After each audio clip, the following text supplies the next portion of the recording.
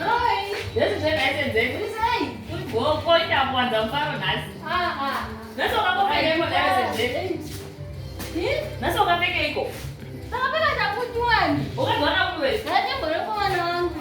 Wow. Dzinaiti chebhaleni, chebhaleni. Ndinambokubvunza sezende pfeka vanenge masowe here. Ndakura ndakaenda kumasowe. Ndiwo mabira vanhu vabvututa iwewe. Nemakaye madero. Vakauya ne Ndakatobuda masowe chetisina kupera. vakatozviona kuti pane musikana akabuda panapa chetisina kupera. Asi akandisira bhutsu dzavakauya nadzo idzi panapa ndikati bhutsu dzinodziziva here ngokutsvakirai munhu wacho. Ndikati kutaridze bhutsu dzakauya namadzibaba panapa. Iwo masenzena unhambokwanasa. Kupira madzibaba bhutsu uchiwomusira gogo waita kuti madzibaba apfeke gogo here. Dzose ndedzewaiti vanopfeka dzangu zvendipfeka weti. Asi zvawakamba idzodzo newakachipawo tiza nedzako manje wabati wakaidziwa wakapa wasira madzibaba gogo iyo yakashama kudai souyu. Saka vati chii? Vachindanda mapurisa.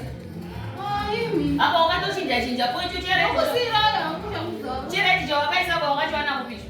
Tengo wako icho. Oh. Inazvidzivi ndokuva kudhera mutakuba kwedu nemapurisa uya kudhera. Ndokumbira wokusira imi. Mwani ndinomakusira, ndinomakusira. Aiwa ndakangoti panapa ndoziva muridzi wacho.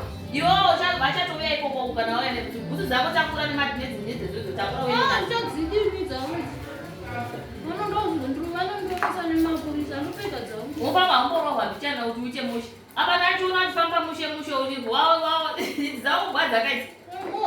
Dzafu dzawo manga negogo dzako idzi. Muri panokumbira uregerero. Aiwa bhutsu unoenda nadzo asi kumhosera. Ndichadzidini.